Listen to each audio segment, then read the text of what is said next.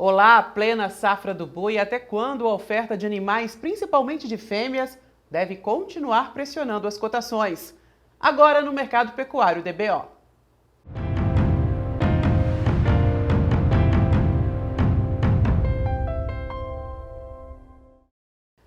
A oferta crescente de animais e uma demanda que não absorve. As escalas de abate seguem confortáveis. Na média Brasil são de 10 dias, dando espaço aí para mais uma onda de pressão baixista sobre o preço da arroba. O abate de fêmeas é um ponto que ainda chama muito a atenção. Tanto que o Rabobank divulgou um relatório que fala que esse abate deve atingir o pico em março. Será? Sobre esse relatório e outros pontos apresentados, a gente recebe hoje o analista do Rabobank, Wagner Yanagisawa. Wagner, muito obrigado pela presença aqui no Mercado Pecuário DBO. A indústria tem tido bastante espaço para pressionar, no preço da arroba. No relatório feito por vocês, pelo Rabobank, falava que o abate de fêmeas atingiria o pico em março. Essa previsão se mantém? Ainda tem espaço para esse abate crescente de animais ou ele tende a diminuir daqui em diante? Olá, boa tarde a todos. É sempre um prazer estar aqui com vocês. Bom, de fato, esse ano, esses inícios, desses 2 primeiros meses aí, a gente tem visto o volume realmente de fêmeas, em termos de abate, bem interessantes. Quando a gente olha no movimento dos ciclos, anteriores, normalmente março é o mês onde a gente atinge o pico, de abate de fêmeas, da participação das fêmeas nos abates totais. A gente acredita que a grande diferença esse ano com relação aos ciclos anteriores é que, de fato, a gente, pelas questões climáticas, a gente tem visto um adiantamento, desses abates das fêmeas. Então, pode ser que quando os números forem publicados, a gente pode ver que fevereiro ali, ou até março mesmo, atinja o pico, mas acho que o grande ponto mesmo foi esse movimento de antecipação, Boa parte disso porque a gente tem realmente um mercado de exportação que está começando o ano realmente muito forte, Ano passado já foi recorde, nos 2 primeiros meses desse ano, a gente está falando de incremento de 25%. A grande notícia é que, além do aumento de volume, os preços também estão reagindo, de uma maneira geral. O faturamento aumentou 17% nesse mesmo período. Então, tem tido um incremento de demanda que justifica essa antecipação. Mas, além dos fatores climáticos, a gente viu que esses níveis de oferta nesse início de ano começou bem forte. Então, com o mercado futuro dando uma desaquecida, uma pressão nos preços, esse foi um outro fator também de antecipação, por parte do criador, para tentar aproveitar os melhores preços, nesse início de ano. Quem tem animal pronto para abate segura, entrega, qual que é a estratégia? Exatamente, como a gente está em plena aí safra de engorda-pasto, tem regiões que realmente estão com volumes bons em termos de chuva, tem pasto de qualidade. Então, em termos de negociação com relação aos frigoríficos, essa primeira metade do ano a gente vê um poder de negociação maior para o lado dos pecuaristas, Algo que se inverte quando a gente vai para a segunda metade do ano em termos de confinamento, principalmente porque os custos estão elevados, então realmente não tem muito espaço, tempo para manter esse gado no coxo, mas agora a gente tem visto que, um dos motivos que tem freado essas quedas nos preços é porque o pecuarista tem optado, tem resistido, e esses preços menores mantendo os animais aí no pasto com um custo de produção menor. A gente tem visto que as escalas estão bastante confortáveis e a pressão continua, principalmente quando começa a segunda quinzena do mês. Como é que deve ser o movimento para essa segunda quinzena, final de março, para abril? Como é que você visualiza isso? De fato, na segunda quinzena do mês, sazonalmente, a gente vê uma pressão em termos de consumo, Isso realmente acontece. Escalas de abate dos frigoríficos ainda estão confortáveis. Essa notícia da China, das habilitações das 38 plantas, sem dúvida, foi uma notícia muito boa para o setor, em termos de atratividade. Mostra que o nosso maior cliente aí está realmente interessado em ampliar, o volume de importação aqui do Brasil.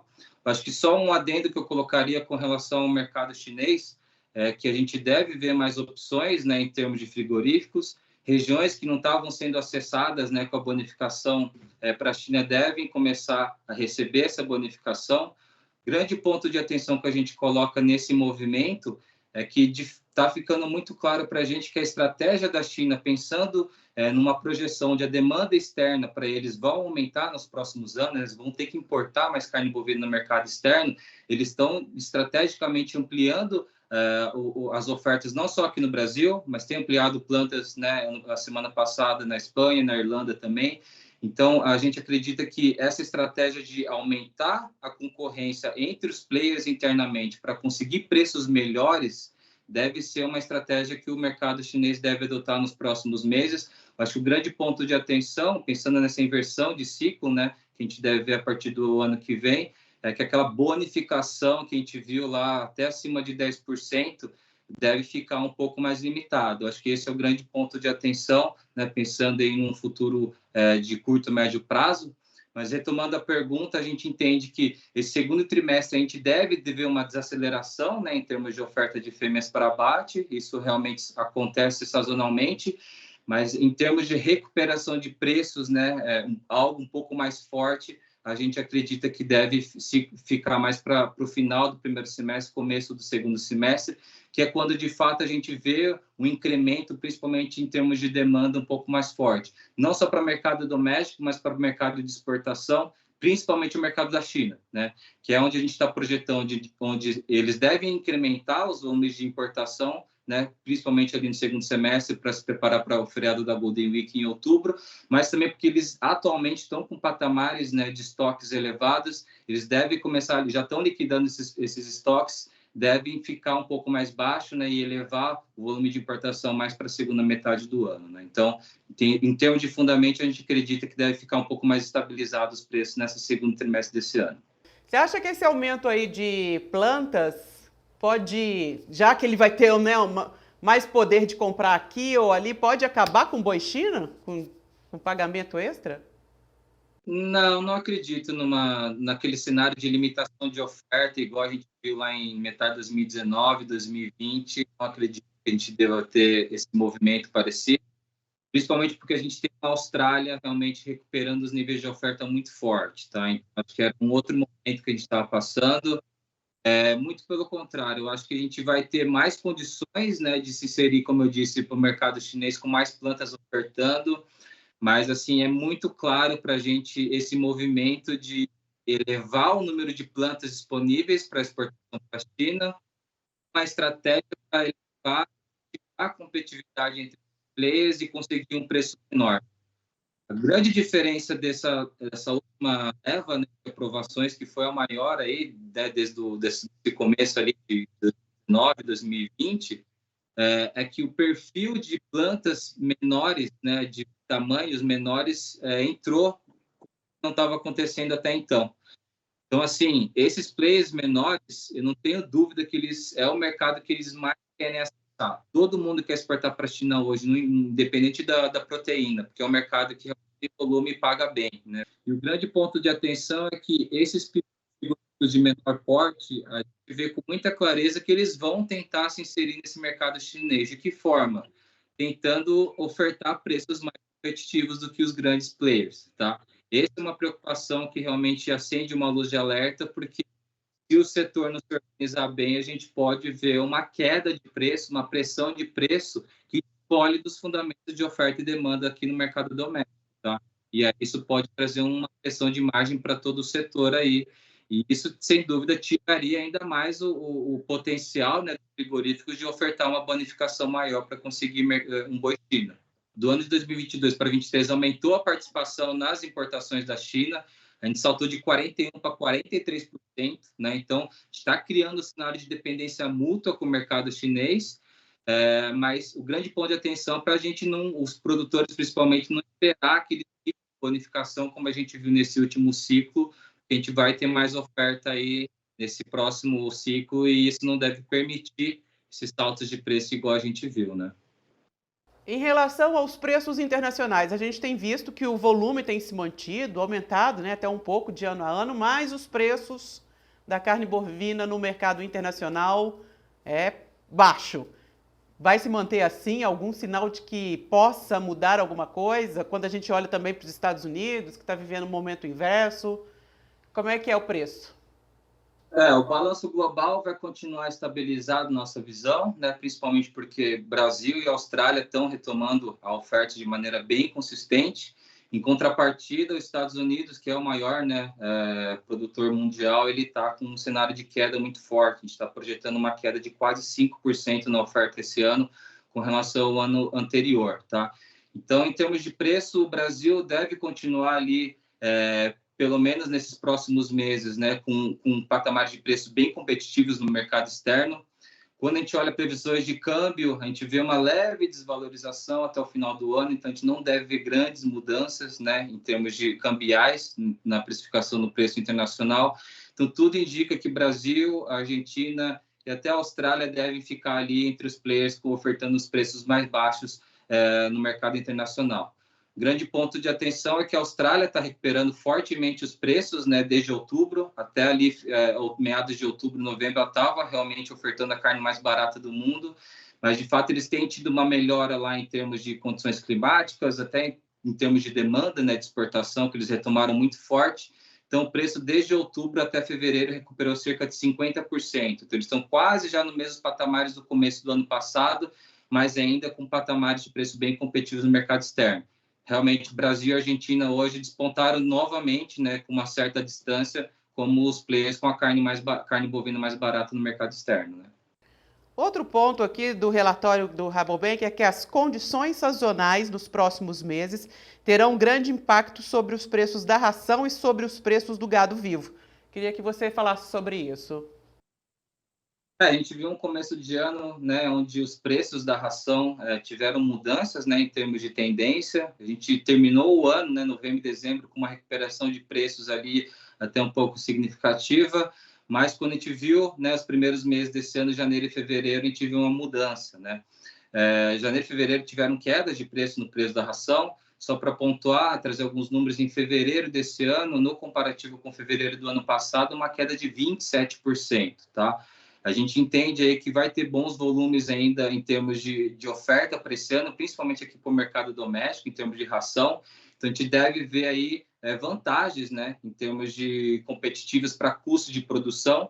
Acho que para a carne bovina, o grande ponto de atenção nesse cenário onde os custos da alimentação estão caindo, fica por conta da competitividade com relação às outras proteínas mais baratas, né? Principalmente frango e suínos, 70% a 75% dos custos de produção são ligados com a alimentação. Então, quando esse custo abaixa, eles conseguem, né, ofertar preços menores para o mercado doméstico, e isso aumenta a competitividade dessas duas proteínas mais baratas com relação à carne bovina. Acho que esse é um ponto de atenção.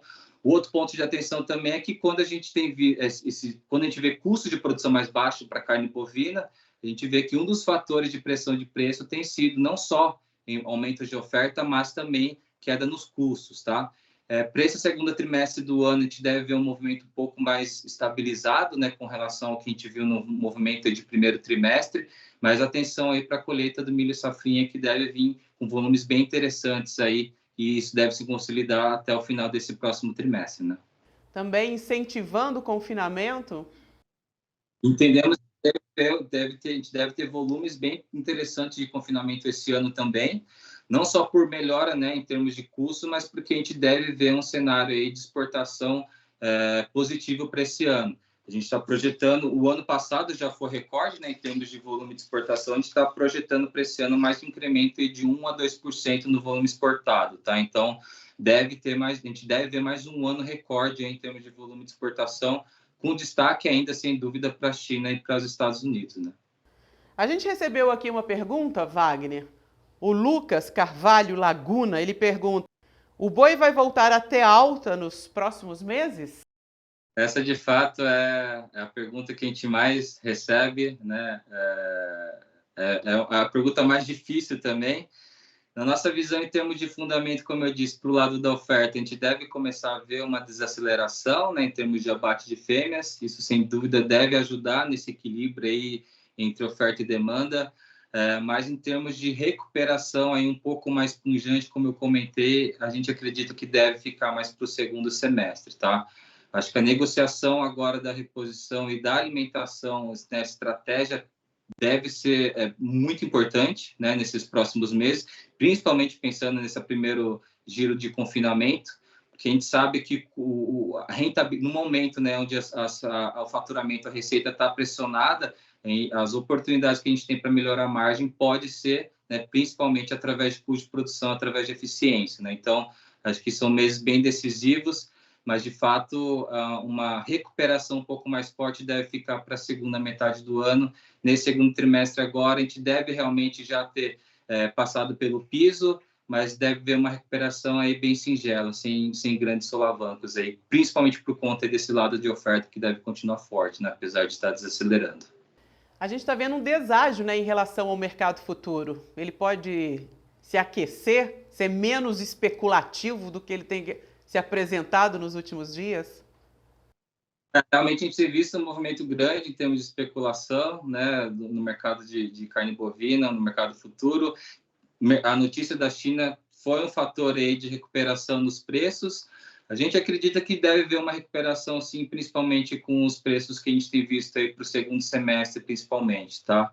Entendo que a gente deve ter volume de demanda interessante, que deve ser capaz aí de trazer um cenário de recuperação de preços, principalmente porque, na nossa visão, para o lado da oferta, no segundo semestre, a gente deve ver um cenário aí já de retenção de fêmeas, né? Alguns criadores já se posicionando, começando a reter um pouco mais de fêmea, já pensando na estação de monta já, por conta desse ciclo pecuário, inversão de preços, que na nossa visão deve se consolidar no ano que vem, tá? Então, tanto do lado da demanda quanto do lado da oferta, a gente acredita que deve ter um cenário de recuperação ainda um pouco maior do que a gente tem visto atualmente no preço do mercado futuro, né? Wagner, qual que deve ser a estratégia nesse momento, então? Qual o recado para o pecuarista? Quem ainda não se posicionou em termos de grãos, acho que ficar atento, né? Acho que tem bastante coisa ainda para acontecer, mas os patamares de preços realmente já são bastante atrativos com relação ao ano passado. Dá para ter custos aí melhores nessa campanha de confinamento desse ano com relação ao ano anterior. E realmente ver principalmente a questão da reposição, né? Quem faz aí recria engorda. É um momento onde também é uma fase muito boa, né? O preço da reposição, na nossa visão, está chegando já no piso já desse ciclo, deve começar a recuperar. Ao mesmo tempo, a gente sabe que é uma das fases, momentos mais desafiadores, né? Porque é um dos momentos onde a receita, o faturamento está bastante pressionado, mas quem realmente tiver condições de se posicionar agora nesse sentido, é onde o mercado filtra e é onde ele vai selecionar também os produtores que vão conseguir aproveitar, né, o movimento de recuperação de altas, comprando mais barato agora e vendendo mais caro no futuro, né? Wagner, te agradeço imensamente a presença. Volte sempre ao Mercado Pecuário DBO. Eu que agradeço o convite, é sempre um prazer estar por aqui e até a próxima, gente. Obrigada, Wagner. Volte sempre. O preço do boi no mercado é algo que está fora do controle do pecuarista. São diferentes variáveis que formam esses preços. Agora, o lucro de uma fazenda depende da gestão porteira dentro, melhorar as margens. Como estão as margens aí na sua fazenda? Você já pensou em investir em gestão? O Reagro, que é especializado em consultoria e aprendizado no agro, tem um curso de gestão na pecuária de corte. E os leitores e seguidores da DBO têm um desconto de até 25% nesse curso. Basta entrar lá no portal dbo.com.br para você ter mais informações. Se você estiver assistindo esse vídeo no YouTube, não deixe de curtir e também compartilhar. E caso você tenha alguma dúvida sobre o mercado pecuário, sobre os preços, envia pra gente lá no nosso Instagram, @portal_DBO. Mercado Pecuário de hoje fica por aqui. Eu agradeço a sua companhia e te espero na semana que vem. Tchau. Você que gerencia fazendas, veterinário, zootecnista, agrônomo ou pecuarista, qual é o custo da sua arroba produzida? Quantas arrobas tem produzido na sua propriedade por hectare ano? O planejamento estratégico de suplementação do seu rebanho está gerando resultados econômicos crescentes no seu sistema de produção?